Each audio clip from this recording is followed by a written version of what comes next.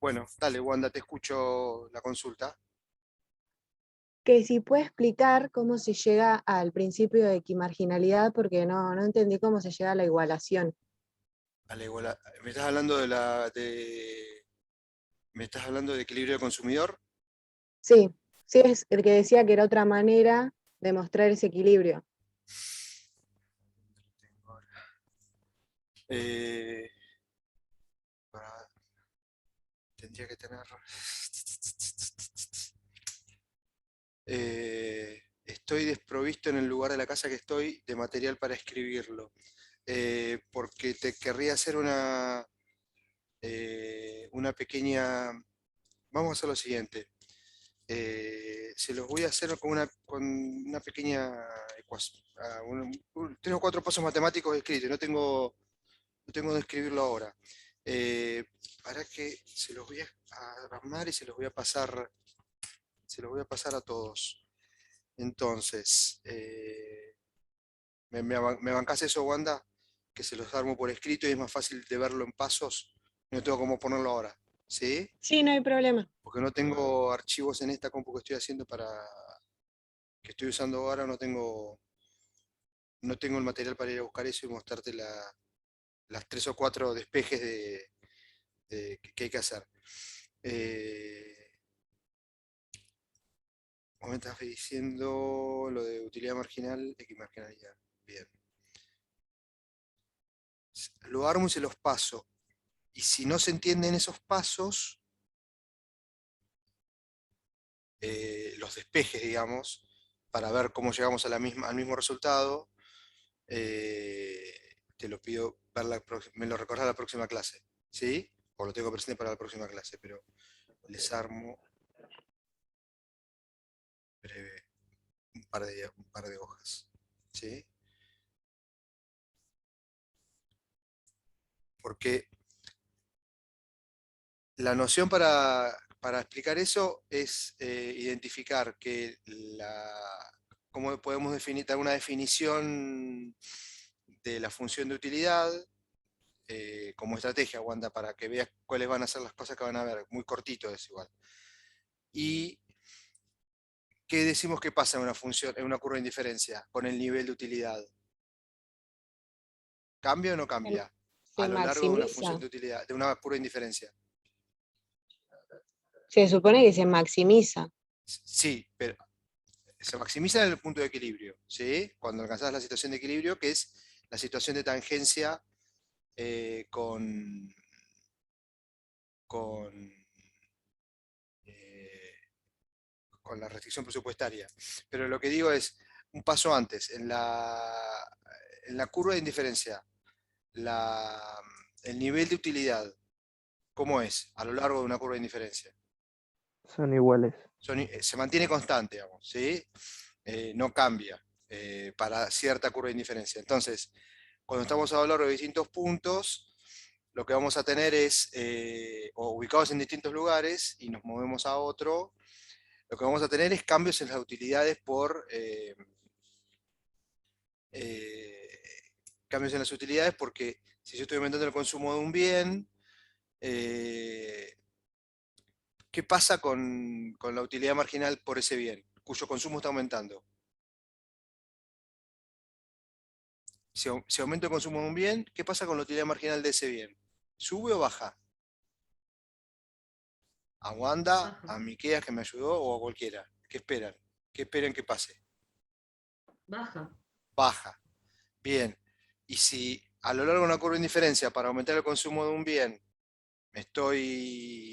tengo que aumentar necesariamente el consumo del otro, perdón, o sea, para aumentar el consumo de un bien tengo que necesariamente disminuir el consumo del otro, con la utilidad marginal del bien cuya cantidad consumida se redujo. ¿Qué pasaría?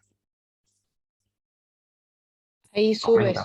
Ahí su... Aumenta. sube. Bueno, esos cambios en la utilidad, en las utilidades marginales, pero que se mantienen, nos permiten armar, y es lo que les quiero mostrar, la pendiente de la curva de indiferencia. ¿Sí?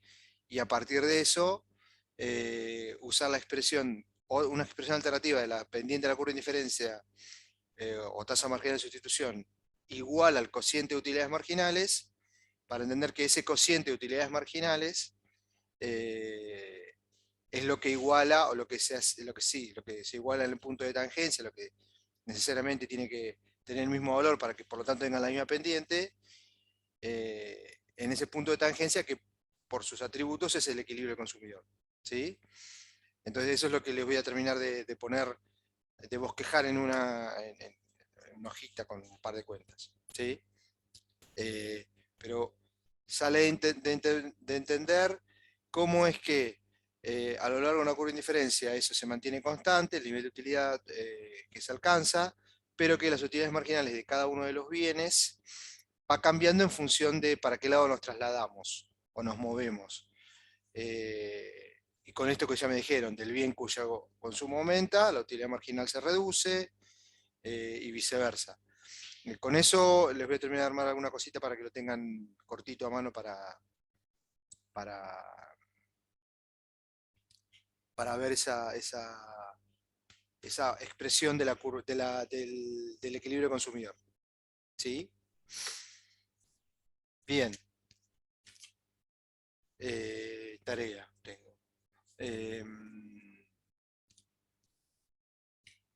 ¿Otra consulta? Además de la que tenía Lautaro.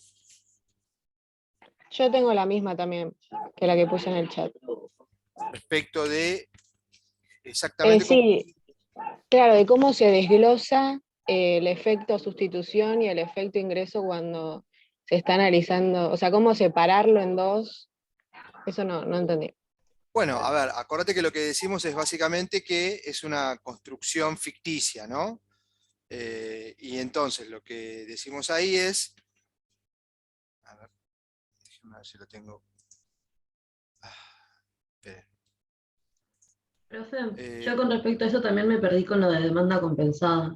Bueno, ahí lo ponemos, primero tratamos de ver los defectos de vuelta y después vamos a ver lo de demanda compensada.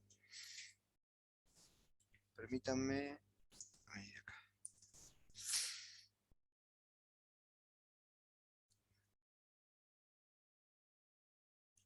A ver.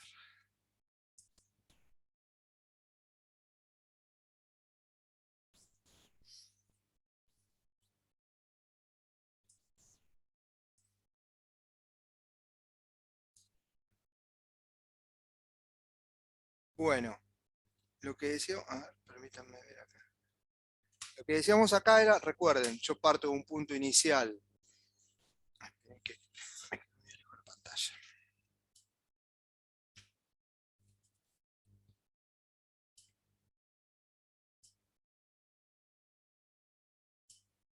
Yo parto de un punto inicial C, dada cierta restricción presupuestaria y cierto conjunto de precios. Después teníamos un cambio de precio que traslada la restricción presupuestaria hacia afuera. ¿Por qué? Porque el precio de los alimentos, que es el bien que tenemos en este eje, de las abscisas es el que desciende ese precio, y entonces que se corra la restricción presupuestaria para afuera me indica que puedo comprar más en definitiva. Este es el primer punto de equilibrio, ¿no? El segundo punto de equilibrio es el representado por el punto B. El salto total en la cantidad consumida del bien alimentos es de 4 a 12. Y el cambio total en la cantidad consumida del bien vestidos es de 6 a 4. ¿Sí? Bien. Nosotros, ¿qué intentamos mostrar? Lo que intentamos mostrar, o lo que se intenta mostrar, es lo que es solo el cambio frente a la respuesta, perdón, lo que es la respuesta solo frente al cambio de precios. ¿Y el cambio de precios en qué se ve reflejado, chicos? Gráficamente en estas representaciones que estamos usando. ¿Qué me indica o qué elemento de lo que tenemos acá graficado tiene incluido la relación de precios? La recta. La recta presupuestaria tiene la relación de precios, ¿sí? Entonces, si yo quiero ver un cambio, a ver, vuelvo sobre lo que me dijo Juana. Si yo digo que en la restricción presupuestaria o mejor dicho, que la pendiente de la restricción presupuestaria es la relación de precios o los precios relativos o el cociente de precios, son todos sinónimos, ¿no? Y, ¿qué es esto, no? Ese cociente, precio de alimentos sobre precio de vestidos. Y que después ocurre un cambio de precios, lo que estamos diciendo es que esto cambió. ¿Y a dónde cambia? A esta relación. ¿Por qué? Porque el precio del bien alimentos bajó, el precio del bien vestido se mantuvo, la pendiente era 1, la pendiente luego va a ser 0,5 o medio, un medio. Y eso entonces se traduce en un cambio dependiente de la restricción presupuestaria, ¿sí? Entonces, si yo quiero ver la respuesta del consumidor o del consumo, del bien de alimentos cuyo precio cambió, en respecto únicamente al cambio de precios, y entendiendo, como tenemos escrito por acá, estoy tratando de ver con el efecto sustitución, cómo sustituyo un bien por otro, cómo dejo de consumir el que se hizo más caro y consumo más del que se hizo más barato, cuando varía el precio, en este caso de alimentos, y el nivel de utilidad se mantiene constante, ¿sí? Entonces estoy tratando de identificar qué situación refleja que hubo cambio de precios, pero además a la vez el nivel de satisfacción o utilidad por ese consumo total de todos los bienes que el consumidor está llevando adelante se mantiene constante. Si el nivel de utilidad se mantiene constante, ¿dónde estoy ubicado respecto de la situación inicial? ¿En la misma curva En de la misma indiferencia o en curva. otra? En la misma curva. En la misma curva de indiferencia.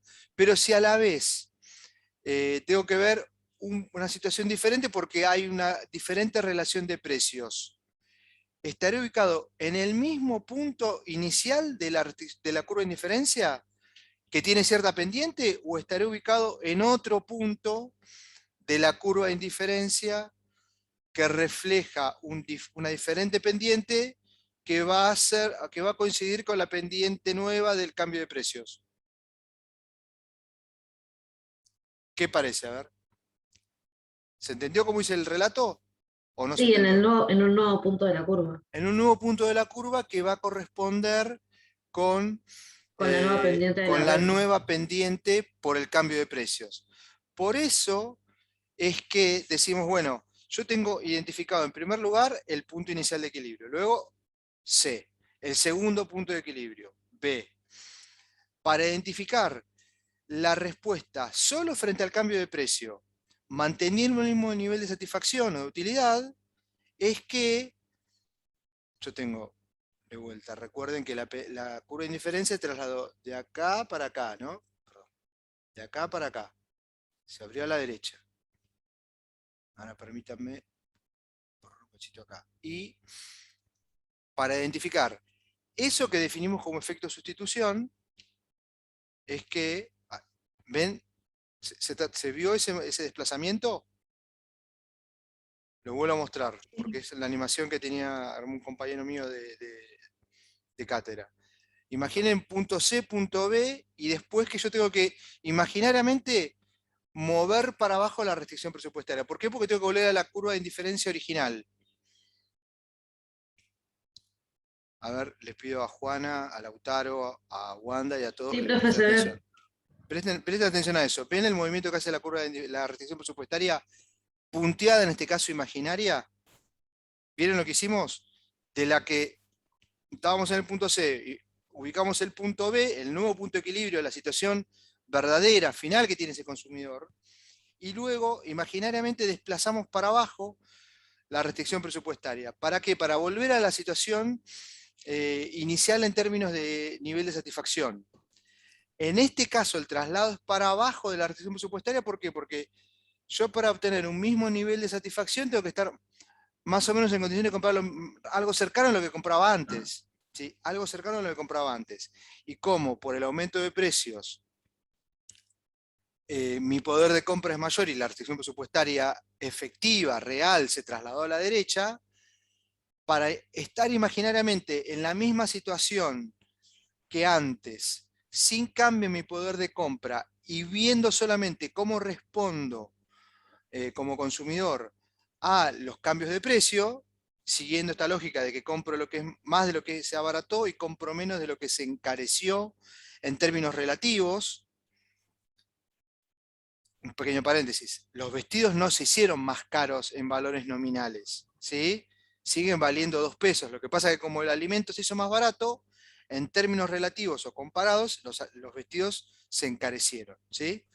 Cierro el paréntesis y vuelvo a decir, si yo quiero identificar o ver dónde estará esa situación en la que mi poder de compra no cambia imaginariamente y solo quiero ver cómo respondo al cambio de precios, cómo actúo frente al cambio de precios como consumidor, es que tengo que, entre comillas, sacarle plata del bolsillo al consumidor y imaginariamente reducir la curva de indiferencia. ¿Pero con qué característica?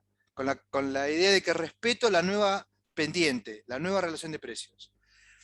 Si hago esto, veo la nueva relación de precios, pero mantengo el poder de compra que tenía antes del cambio de precios, estoy solamente viendo la parte del cambio en el consumo que responde al cambio de precios, no al cambio de ingreso, ¿sí? Por eso es que tenemos ese desplazamiento hacia abajo. Y es por eso que a partir de ese desplazamiento ubicaremos un nuevo punto de tangencia en la curva de indiferencia U1 inicial, que tenemos marcado, perdón, como el punto D, ¿sí? ¿Se entiende cómo es la mecánica, chicos? Yo tengo un primer punto de equilibrio, el C. Encuentro el segundo punto de equilibrio, una nueva situación de tangencia con una nueva restricción presupuestaria y en este caso una curva de indiferencia más alta, ¿sí? Porque como puedo comprar más, voy a elegir consumir más. Y mi canasta va a tener más unidades de bienes, ¿sí? Mi nueva canasta va a tener más unidades de bienes. B respecto de C. Con la idea de distinguir estos dos tipos de fenómenos que se dan cuando cambian los precios, que es el cambio en los precios relativos entre los bienes y el cambio en el poder de compra del consumidor, en el ingreso real, es que hago este artificio. ¿Y cómo lo hice? De vuelta, con ese desplazamiento ficticio o imaginario de la restricción presupuestaria. Una vez que hago este traslado de la restricción presupuestaria, como el precio subió y el poder de, perdón, el precio bajó y el poder de compra subió, entre comillas, como que tengo que tener una restricción presupuestaria más baja, que representa menos plata, entre comillas. ¿Por qué? Porque tengo que volver a ponerlo en situación similar al consumidor de comprar lo mismo que compraba antes, ¿sí? A partir de eso es que puedo identificar un nuevo punto de tangencia, pero sobre la curva de indiferencia original, que es el punto D, y que luego me muestra el primer salto, de 4 a 6 unidades del bien alimentos. El salto de 4 a 6, es la respuesta que corresponde exclusivamente al cambio de precio relativo, a cómo respondo yo como consumidor a que algo se abarató y otra cosa se hizo más cara, en términos relativos. El bien alimento se hizo más barato en términos absolutos. Digo, valía 2, ahora vale 1. Por lo tanto, voy a querer comprar más de ese bien. El bien vestidos se hizo más caro en términos relativos. Valía 2, sigue valiendo 2, pero comparado con el precio de los alimentos, se tornó más caro, ¿sí? Una vieja, para entender esto de precios relativos, ¿no? Una vieja relación de hace unos 40 años más o menos, decía que un monoambiente, un departamento, un monoambiente, en zona céntrica de las principales ciudades de Argentina, valía lo mismo que un 0 kilómetro, ¿sí? Que un auto 0 kilómetro. ¿Cómo les parece que es esa relación? ¿Alguno sabe? ¿Alguno les suena cómo es esa relación hoy en la actualidad? Un monoambiente es más caro que un 0 kilómetro. Un monoambiente es bastante más caro que un 0 kilómetro, ¿sí? ¿Qué podemos decir entonces del precio relativo ahí, Lorenzo? ¿El precio relativo de los departamentos, de los monoambientes, subió o bajó? O al Subió. revés, el de los autos, 0 kilómetros.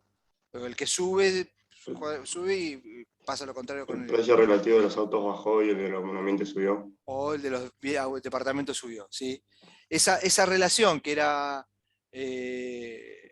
habitual encontrar década del 80, en un momento, sí, década del 80 sobre todo, hace 40 años, 70, 80, que mostraba lo caro que eran en definitiva, acceder a vehículos, lo costosos que eran los vehículos,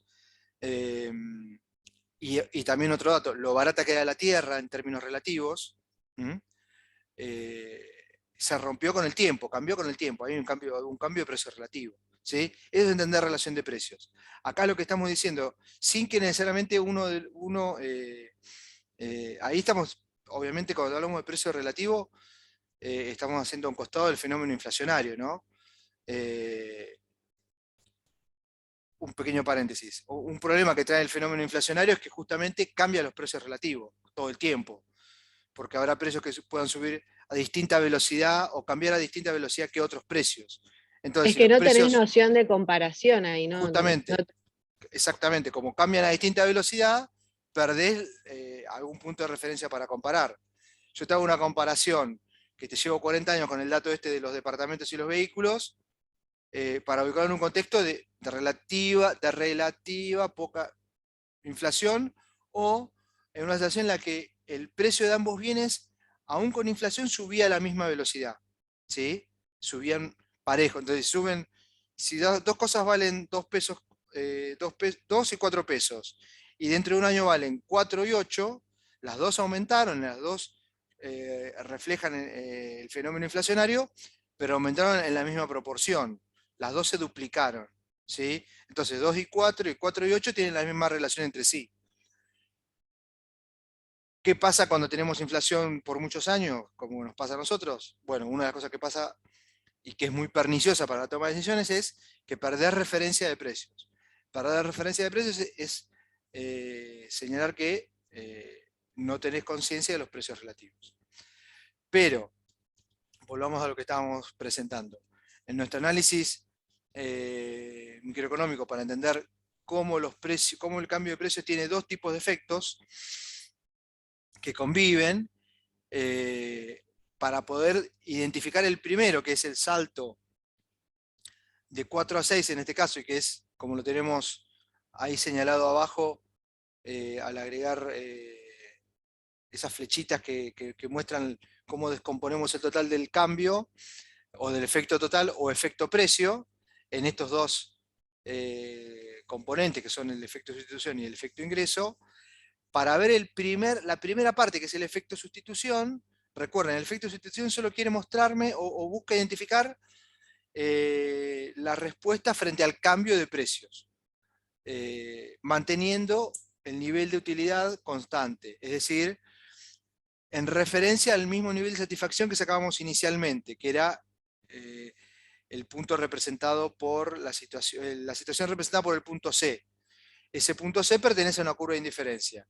Bien, para volver a una situación similar, lo que decimos es que tenemos que imaginariamente, en este caso, sustraerle ingreso al consumidor para ponerlo en una situación similar a la que tenía inicialmente. Pero como los precios no son iguales, va a elegir diferente.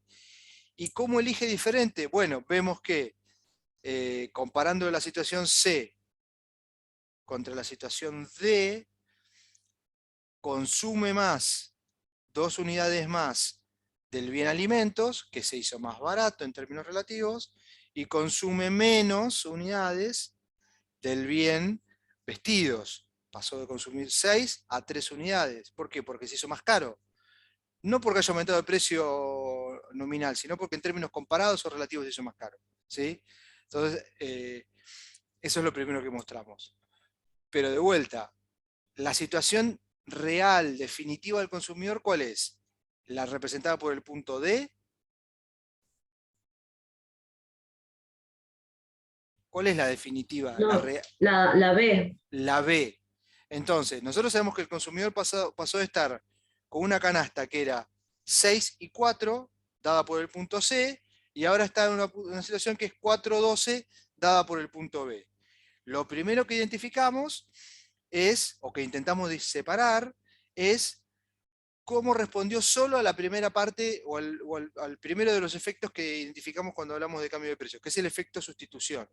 Sustitución porque de vuelta sustituyo al más caro por el más barato. El más caro en este caso, ¿cuál es? ¿Cuál se tornó más caro después del cambio de precios? Vestidos. Bueno, sustituyo vestidos y lo reemplazo por más alimentos. Compro menos vestidos y compro más alimentos.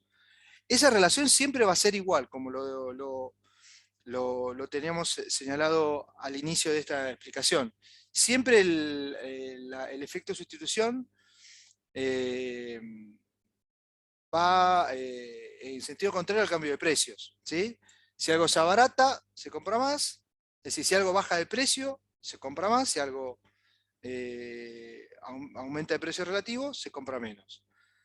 Ahora, el cambio o el salto entre el punto D, que me muestra solamente el reflejo del cambio de precios, o el efecto del cambio de precios, relativo, al punto que en el que finalmente se ubica el consumidor, que es la situación B.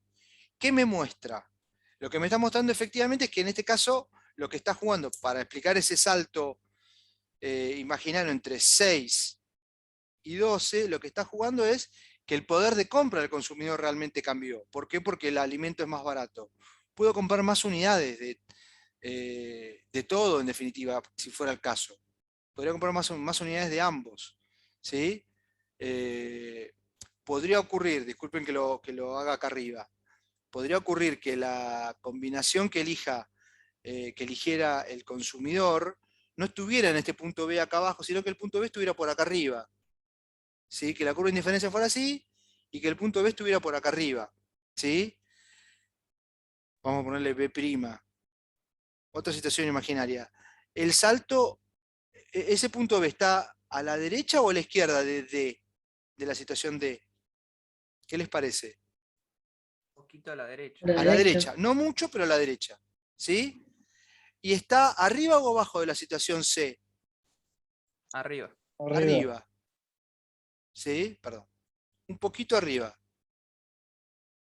Entonces, podría ocurrir que, dada la estructura de preferencias de este consumidor, ese punto B' imaginario, que imaginamos para identificar el lugar donde finalmente el consumidor se ubica, se corresponde con una canasta en la que se consuma más de ambos bienes, en definitiva. ¿Sí? Que en vez de ser 4,12 sea 7 y 7, supongamos. ¿Sí? O 7 y 8 de vestidos y alimentos.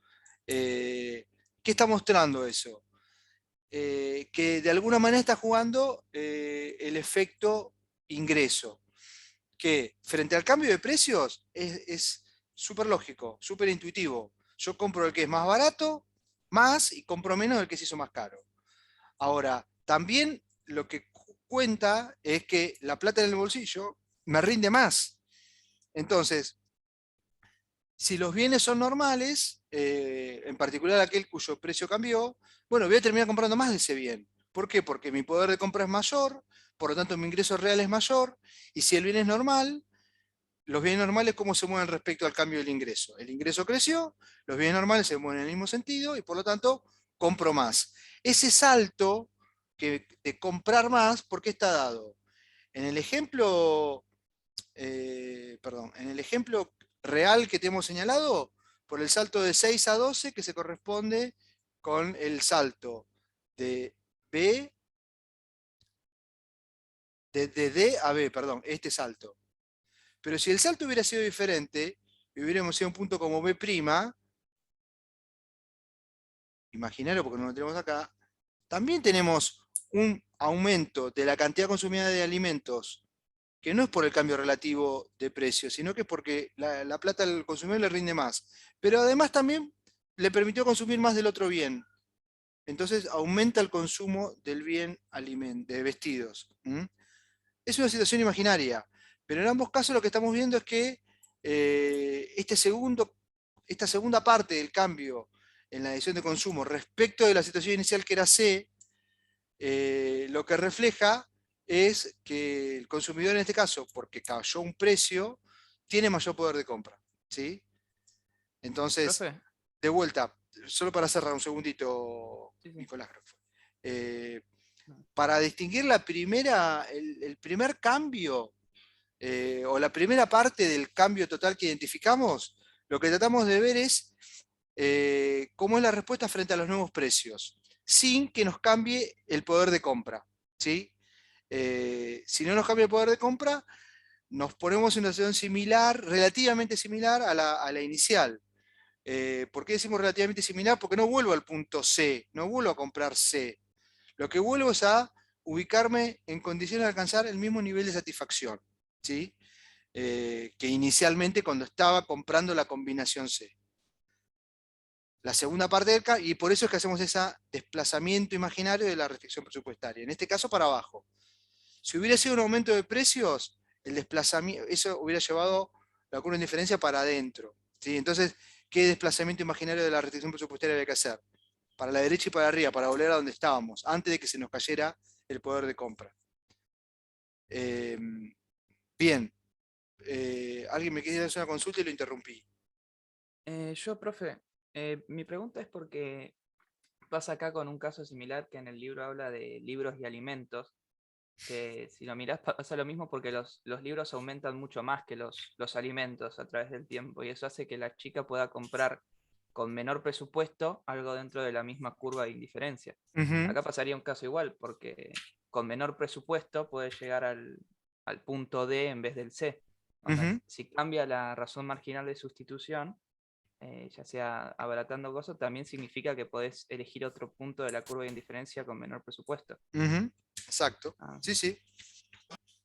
Bien. Ramiro, Ahí, hola, Bárbara, buen día. hola, buen día. Ahí mandaron al chat que hay alguien que está en sala de espera. No sé si la Dale. admitiste ya. Creí que lo había deshabilitado, pero ya lo hacemos.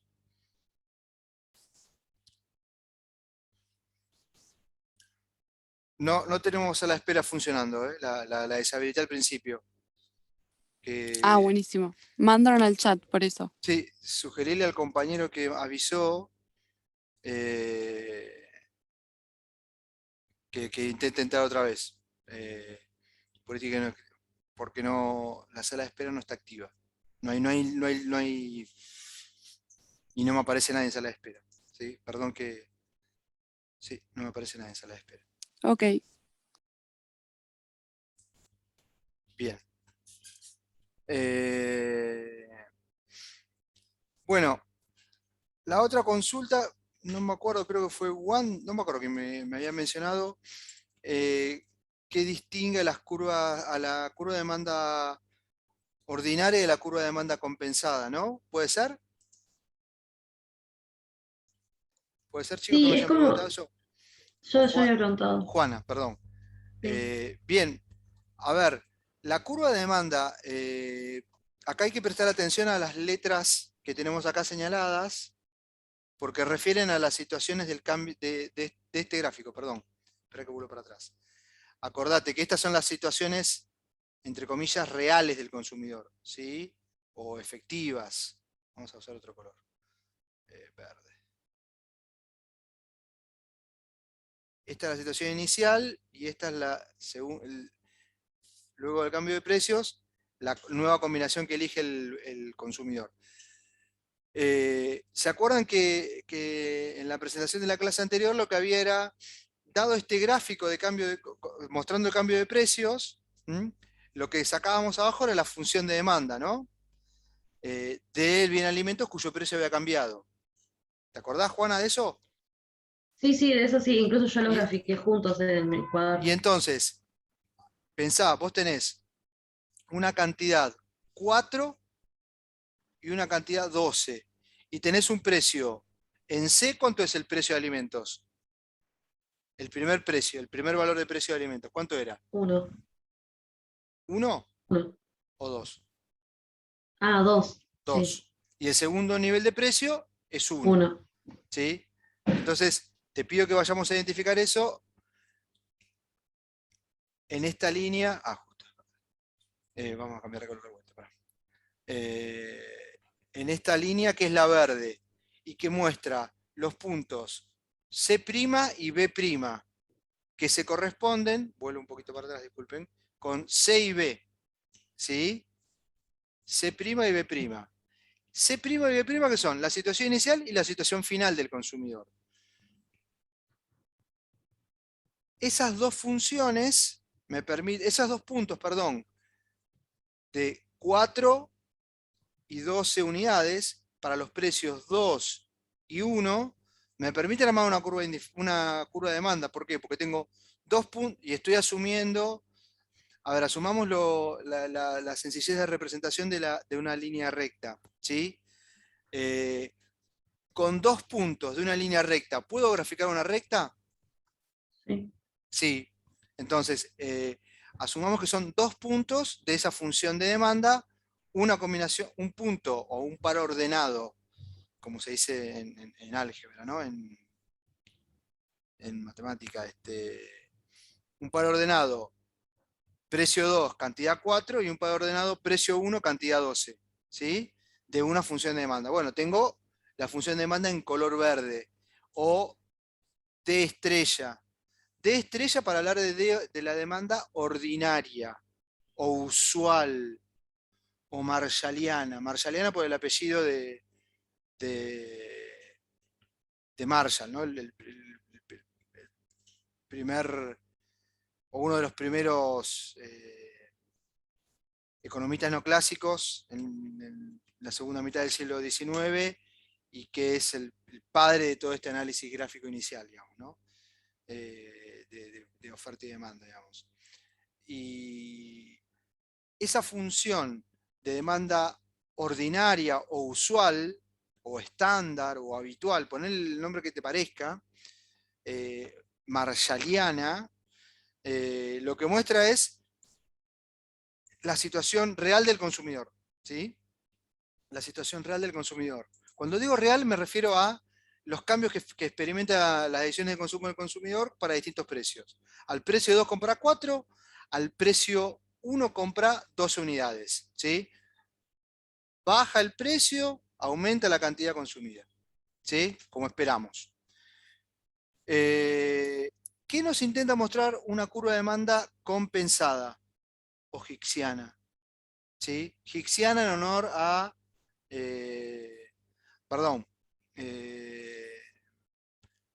el otro punto que hay que tener presente es lo que tenemos acá. A ver, ¿puedo correr esto? Lo que tenemos acá señalado. Les hago una consulta, chicos. A ver.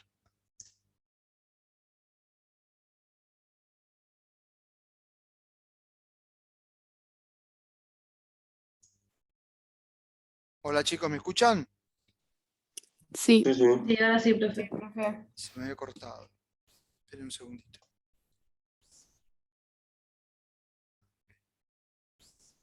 Eh,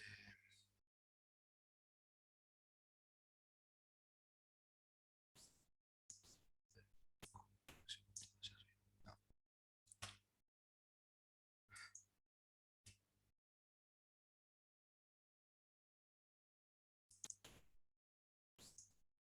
¿Están pudiendo ver, ¿están pudiendo ver la pantalla? Sí, profe. Sí, profe. Sí, sí. Bien, gracias. Quería correr esto. A ver. Les vuelvo a hacer una pregunta. ¿Ustedes ven, en este caso, la cara de María Horber en la pantalla? Les sale acá al costado, ¿no? No. No, ¿No? se ve solo la presentación. Solo la presentación. Bien, porque quería destapar una Eso palabra, porque funciona yo la veo en... tapada, porque me aparece a mí la pantallita de Zoom. Y dale. Y Profe, hice ¿esta macana. parte le agregaste vos a las Bien, filminas? Porque en el libro no vuelvo, estaba lo de compensado ordinario, ¿no? chicos.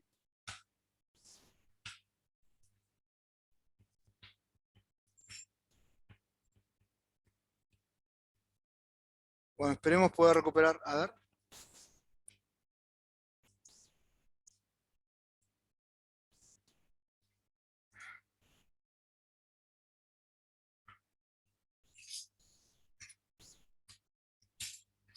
Bien, volvemos.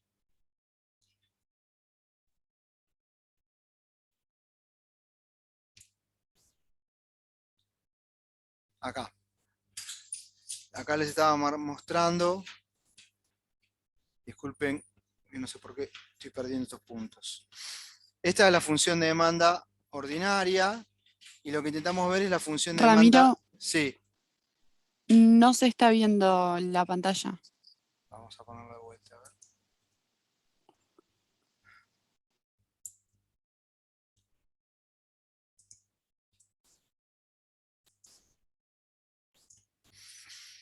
Ahora. Ahora sí. Bien, gracias. No sé qué ha pasado. Bien. ¿Qué me muestra la curva de demanda compensada o de utilidad constante? Que tenía, como teníamos escrito por acá. O de utilidad constante. Recuerden, no sé por qué no puedo usar. Recuerden que nosotros en algún momento temprano habíamos señalado que para hablar del efecto sustitución, lo que queríamos marcar era